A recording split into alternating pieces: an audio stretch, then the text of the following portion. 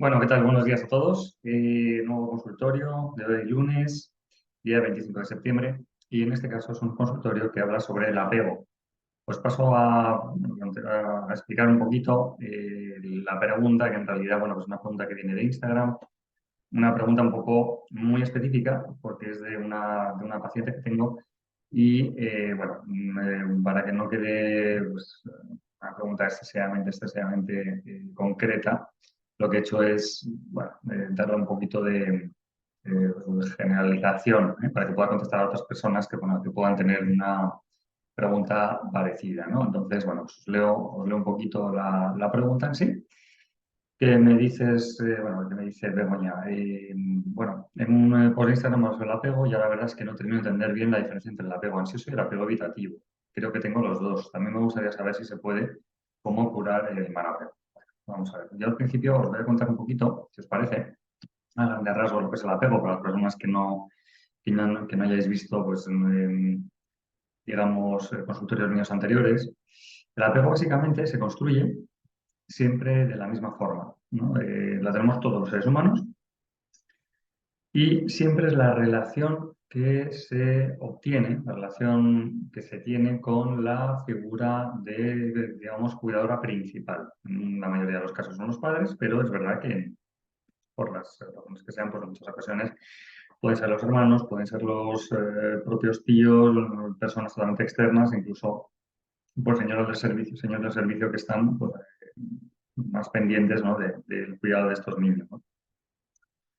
El apego se entiende como una relación bidireccional, es decir, es la relación que se obtiene desde el cuidador principal al niño y desde el niño al cuidador principal. Se establece una relación muy profunda y una relación donde el niño pasa a ser cuidado o debe pasar a ser cuidado por este cuidador principal, ¿no? Aunque muchas veces no se produce así.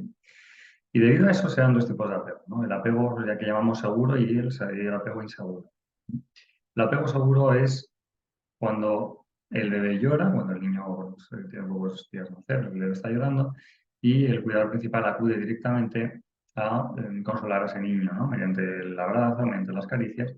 Y entonces, bueno, pues se obtiene por parte de las personas, bueno, de las personas que gracias a eso tienen este apego seguro, un apego muy autónomo, ¿no? Es decir, ese niño, pues poco a poco, empieza a fortalecer el vínculo con esta figura de apego y se obtiene una relación en la que se anima al niño a tomar las propias decisiones, en la que se anima a afrontar los cambios.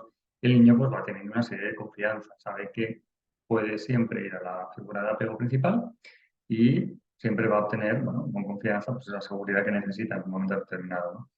Así, pues el apoyo que pueda llegar a sentir por esta figura cuidadora, pues es máximo, ¿no? Entonces, ¿qué sucede? Pues que ese niño aprende que puede realmente hacer frente a las vicisitudes que le da la vida y que puede apoyarse en personas significativas de su entorno para poder conseguirlo cuando él no sabe cómo hacerlo, ¿no? Sí que es cierto, como todo, ¿no? Es decir, nosotros cuando estamos, digamos, en contacto con las personas, tendemos todos a valorar esas relaciones, ¿no? Pero muchas veces las valoramos de una forma no equilibrada. Concretamente, las personas que tienen apego seguro pues lo hacen de una forma más equilibrada. ¿Por qué? Pues porque tienen en cuenta cómo se pueden apoyar, en qué se pueden apoyar, dónde se pueden apoyar y si necesitan ese apoyo en ese determinado momento y crecer con ese apoyo, ¿no? Así, por tanto, este tipo de personas, pues ante situaciones comprometidas, complicadas, al apoyarse en estas personas que llamamos cuidadoras, pueden realmente tener, y bueno, con esto os quiero decir que muchas veces las propias situaciones de la vida pues, pueden ser muy traumáticas para todos, ¿no? Pero concretamente en estas personas, al tener o al haber tenido esos vínculos, pues sí son capaces de establecer una, digamos, construcción de lo que es una reconstrucción de todo lo que ha sido el trauma, apoyarse en ese tipo de figuras, crecer en esa herida y formar una resiliencia que acordémonos, bueno, yo creo que esto en términos ya se ha puesto muy de moda, es la capacidad de superación, ¿no? De determinadas adversidades. ¿Qué sucede cuando el apego no es un apego seguro? Que suele ser la mayor parte de los casos. Eh, Porque, pues, bueno, pues por algún lado, nosotros no tenemos un apego 100% seguro nunca, ¿no? Solo los seres humanos no somos perfectos. El apego inseguro se crea cuando precisamente esa relación se trunca o no es una relación en la que se da seguridad a este niño, ¿no? Y claro, aquí Miriam Wolf, que es una de las personas que más ha contribuido a nivel histórico, es una mujer maravillosa que os animo a que leáis algún libro suyo, que más ha contribuido a todo lo que es el apego, decía una cosa que es evidente. Es decir, nosotros no podemos encontrar un único tipo de apego inseguro porque aquí, digamos, hay apegos como champiñones. Pero sí que podemos englobarlo en una serie de apegos, de subapegos, por así decirlo, ¿no? Que está el apego evitativo, que es el que decía Begoña, el apego ansioso, que también decía Begoña, y luego, bueno, por supuesto, ya tenemos el apego desorganizado, ¿vale? Son los tres tipos de apegos, llamemos inseguros, donde por la razón que sea, y ahora veremos cuáles, la persona que me tiene que cuidar no solamente no me cuida o no me cuida adecuadamente, creando pues, una retraumatización, ¿no? O lo que es lo mismo, no solamente no me está ayudando a enfrentarme a una determinada situación, sino que parece que me está dando herramientas contrarias, ¿no? Y que me pueden llegar a perjudicar.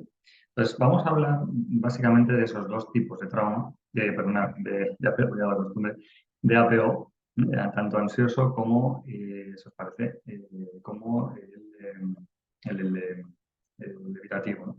Entonces, el apego evitativo, ¿qué es lo que se produce? Bueno, pues siguiendo un poquito lo que se contaba del ejemplo anterior, cuando ese bebé llora, y esto, por favor, con cuidado, ¿vale? No quiero tampoco que empecéis a decir, Dios mío, qué mal lo he hecho, ¿no? Cuando ese bebé llora, yo no acudo a esa llamada porque prefiero que el niño se regule solo. ¿Por qué os digo esto? Porque esto se ha hecho mucho. Y ahora que soy padre, pues reconozco que por un momento te da la tentación, decir, vamos, que llore, que se canse ya y que se regule solo, ¿no? Me dijo una profesora maravillosa que tuve y me dijo, mira, esto es como si tú te coges a ti mismo, te metes en otro planeta y dentro de ese planeta hay un sitio terrible, oscuro y donde no ves absolutamente nada y te plantas ahí. ¿Qué es lo que pasaría? Bueno, pues la desesperación sería terrible, ¿no? Donde no, además no sé dónde tengo que ir.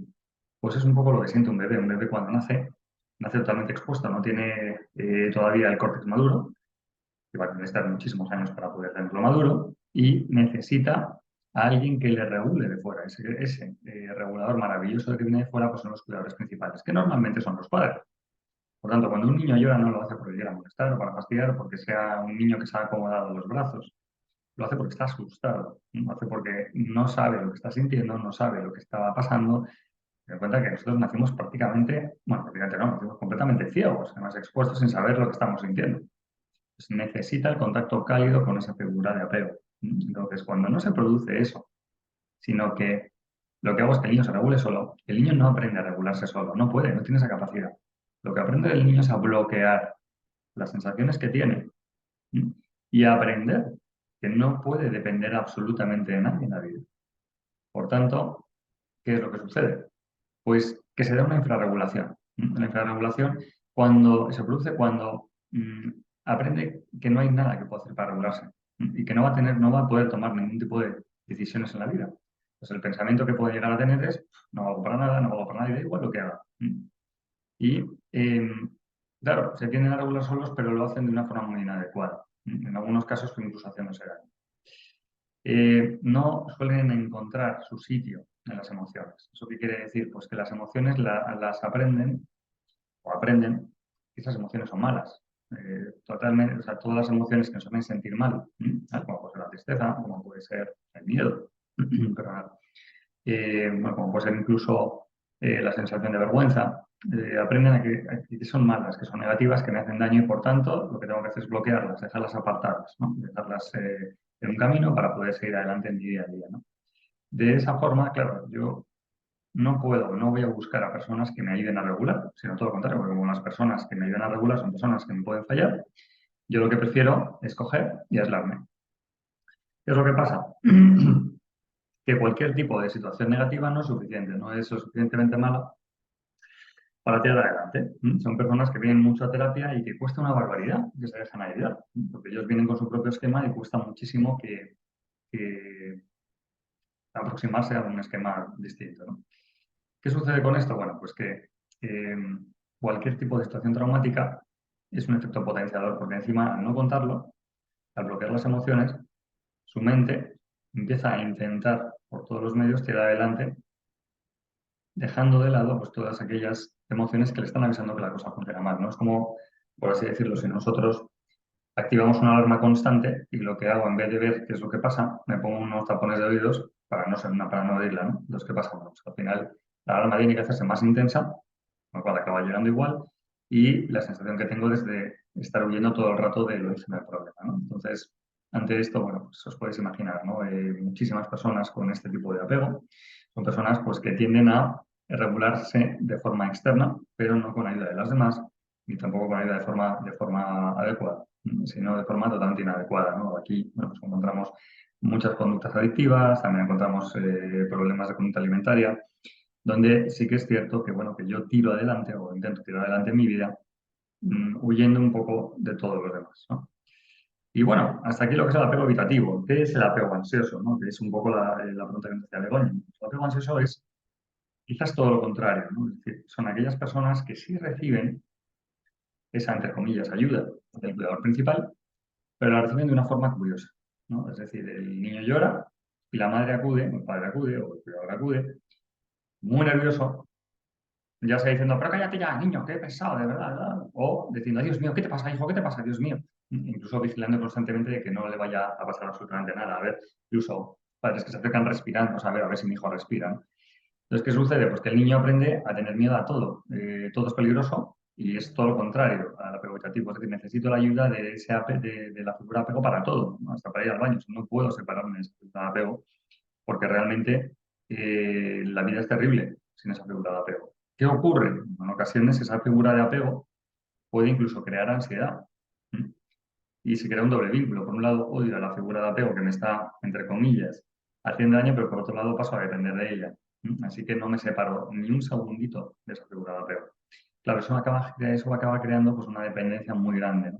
Pues son personas que funcionan en base a las emociones siempre del adulto, ¿vale? De ese niño. Es decir, si mi madre, por ejemplo, llora o mi madre está mal, yo absorbo esas emociones e ignoro las mías para intentar en todo momento ayudarme. Es típico de personas que acaban cuidando a esos padres, eh, protegiendo a esos padres y lo que llamamos un hijo parentalizado, ¿no? En el que de alguna forma acaba siendo un simbionte, en el que el adulto, de forma absolutamente inconsciente, acaba utilizando al niño como un pañuelo de lágrimas, ¿no? Es decir, en el que me recogen, en el que me cuidan las heridas, en el que me están todo el rato protegiendo. Pero ese sistema simbiótico también es un sistema muy de sobreprotección, porque en todo momento esa figura también que me tiene que cuidar es una figura que me imprime muchísima ansiedad ante cualquier tipo de exploración, ¿no? Cuando son niños pues, con mucho miedo, que tienen mucha ansiedad y que luego a la hora de explorar pues, les cuesta mucho, ¿no? Así que la lectura que podría hacer dormir más adelante es que la seguridad y la confianza en sí mismo pues, se ven muy truncadas y acaban teniendo miedo absolutamente a todo lo malo que puede ocurrir en la vida, ¿no? Y bueno, aquí bueno, nos encontramos siempre el origen de personas pues, con una ansiedad muy grande, con mucha fobia, con tendencia también a tener unos duelos muy complicados. Y por supuesto, bueno, pues antes hablábamos del apego ansioso como un trastorno conducta alimentaria, aquí también, ¿no? Hay una fuerza muy grande en el trastorno conducta alimentaria, quizás más orientado a la bulimia, a diferencia del anterior que es más orientado a la anorexia. Pero sí que es cierto que básicamente es un apego totalmente distinto, ¿no? Otro día, si queréis, hablar del apego desorganizado, pero bueno, quiero simplemente acercaros un poco a estos dos tipos de modelo.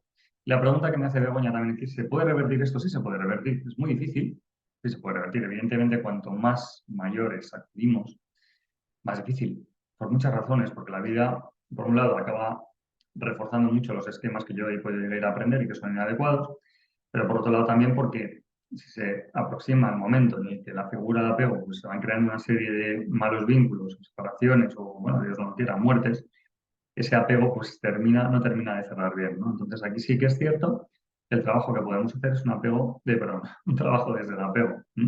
Para trabajar esto sí que es cierto que se cuenta con diferentes tipos de enfoques, ¿no? En concreto, un método que a mí más me ha resultado útil para trabajar el apego, no quiere decir que otros métodos no funcionen, ¿eh? Ojo, hay muchos métodos que funcionan fenomenal, pero para mí el más, digamos, el que más me está ayudando es el método MDR, ¿no? Ya sabéis, donde sí que es cierto que se trabaja ese trauma, que muchas veces es un trauma oculto, un trauma que no es tan terrible a lo mejor a priori a ojos de los demás como puede ser un atropello, como puede ser una guerra, donde se crea un estrés postraumático.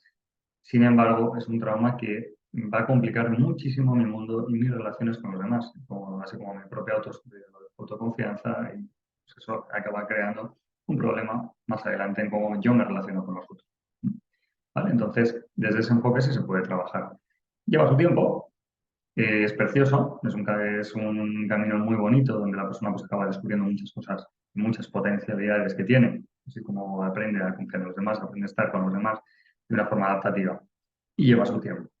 ¿Vale? Entonces, bueno, pues os animo, como siempre, en este punto, a que si tenéis alguna duda más al respecto me preguntéis sin ningún problema, otras dudas podéis tener lo mismo y, por supuesto, acordaros que todos los lunes tengo un consultorio en el que os animo. Ahora os pondré también la casita para que escribáis si tenéis algún tipo de pregunta que os pueda yo intentar contestar y ayudar la semana que viene. Así que nada, que tengáis muy buena semana. Acordaos que mañana voy a hablar de los trastornos de la atención con hiperactividad. Y bueno, desearos a todos una feliz semana y bueno, ánimo con este lunes que siempre se hace un poco más complicado.